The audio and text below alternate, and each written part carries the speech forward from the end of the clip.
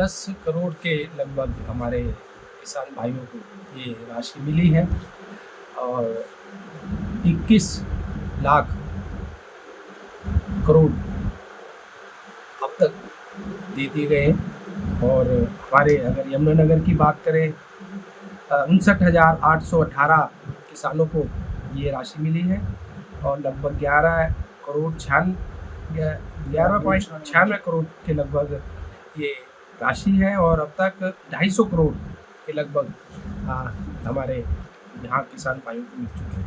और ये 2019 से योजना चालू हुई थी, शुरू हुई थी और अब तक जो किसान भाइयों को ये किस्त 20वीं किस्त मिल चुकी है।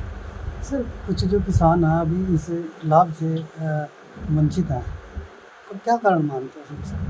यानी ऐसा कोई अगर कोई है केस ऐसा आता है कि किसान किसी को नहीं मिल रहा है तो वो हमारे अधिकारियों से मिलकर संपर्क करके अपने इस राशि को ले सकते हैं। सर, एक आंकड़े के मुताबिक 5 लाख जो किसान हैं मतलब गलत तरीके से इसकी योजना का लाभ उठा रहे हैं, तो उनके लिए क्या कहना? देखो, जो पात्र है, जिसको इसका हकदार है, उसी को इसका लाभ मिलना चाहिए और जो इसका हकदार नहीं है उसको इसका लाभ नहीं मिलना चाहिए।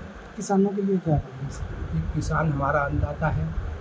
किसान जो हमारा प्रदेश है, किसान कृषि प्रधान हमारा प्रदेश है और किसान ही के लिए हमारे जो योजनाएं हैं, चाहे MSP की बात करें, चाहे मुआवजे की बात करें, जो फसल किसी की खराब हो जाती तो हमारा प्रदेश, हमारे मुख्यमंत्री इसमें अगर बात करें तो सबसे आगे हमारा प्रदेश आता है जो 24 फसलों को MSP पे खरीदता है।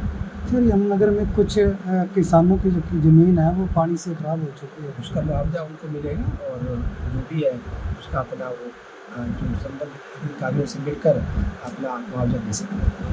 ये किसानों के लिए एक जो सरकार ने योजना चलाई थी, ये किसानों के हित में बहुत ही अच्छी योजना है जिसका किसानों को लाभ हो रहा है और ऐसे योजनाएं और किसानों के हक में चलानी चाहिए, ये कहना सरकार को। तो जिस तरह से किस्त आती है, साल में 6,000 हो जाते हैं और 2,000 करके आते हैं 4 महीने, तो कितना लाभ मिलता है ऐसे? तो इससे ऐसे थोड़ा तो लाभ मिल ही है, मान लीजिए जो पैसा मिलता है किसान को उसका थोड़ा सा लाभ तो मिलता है, पर लेकिन सही लाभ तब मिलेगा अगर जो सरकार किसानों को उनकी फसल का C250 के तहत लाभकारी मूल्य दे, तब किसान को लाभ मिलेगा ज़्यादा। कई बार किसानों को खाद की या दवाइयों को लेकर दिक्कत आती है, क्या लगता है कि अभी सरकारी पीछे इस काम में भी पीछे है? हाँ, सरकार इस काम में भी पीछे है। अभी जब हम कोई फसल बोते हैं तो हमें DAP नहीं मिलता, जब हम फसल उगाने पैदा करते हैं तो हमें यूरिया नहीं मिलता। अब किसान यूरिया की किल्लत झेल रहे हैं, लाइनों में लगे खड़े हैं तो उनको यूरिया नहीं मिल रहा। हम चाहते हैं कि किसानों को इनके पैदावार के इम्प्लीमेंट्स खाद भी मिले।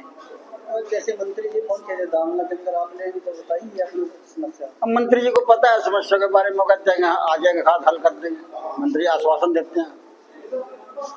ये इसके लिए बहुत अच्छा है। किसान जो छोटा है वो अपना काम थोड़ा बहुत अपना जो भी करना चाहे वो कर सकता है उससे खेत का। कितना बेनिफिट मिलता है आपको? जैसे देखो, किस तरह की सुविधा मिल पा रही है? देखो जी, ये तो सुविधा तो अच्छी मिलती रही तो बेटर ही है और ज़्यादा मिलनी चाहिए इससे। जैसे किसानों को बीज, किसी फसल का बीज हो या खाद या पूर्ति हो, हाँ जी, इस तरह की कोई सुविधा मिल रही है? नहीं, इतनी ज़्यादा सुविधा नहीं है, तो कभी ब्लैक हो जाते हैं, कभी क्या हो जाता है, ये कुछ नहीं कह सकते, हमें मिल नहीं पाता टाइम पे। सरकार की योजनाएं पहुंच पा रही है आप तक या नहीं? देखो जी, कुछ वो तो सब जानते हैं, मंत्री कितनी पहुंचती है कितनी ना पहुंचती है ये तो सभी को पता लग ही जाता है। ये तो साल में 3 किस्तें, साल में 6,000 रुपए देते हैं किस्त के जी, 2,000 करके देते हैं 3 साल में 3 दफा, 3 दफा 2,000। उसमें तो मतलब जो एक ही दम दे दे तो फिर उसका एक दम से बेनिफिट हो जाता। अब किसान को पैसे में पैसा लगा दे, उसको बेनिफिट बन जा, बीज का, उसका बिजाई का, और ये ऐसे उसमें थोड़ी स्कोप बढ़ाया जाए तब ठीक है। फसल में साल में 2 दफा दे दो, जब फसल कोई बीजी जाए कटाई के टाइम पर या बिजाई के टाइम पर। देखो जी, जो सरकार की योजना कुछ बेनिफिट पूरा नहीं मिल रहा, तो कम मिलता, मतलब पहुँचती नहीं।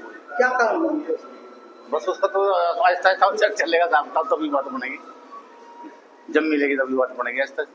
आज जैसा आपको विदित है, आज पीएम किसान सम्मान निधि है, जिसमें 6,000 रुपये प्रति किसान सालाना दिए जाते हैं।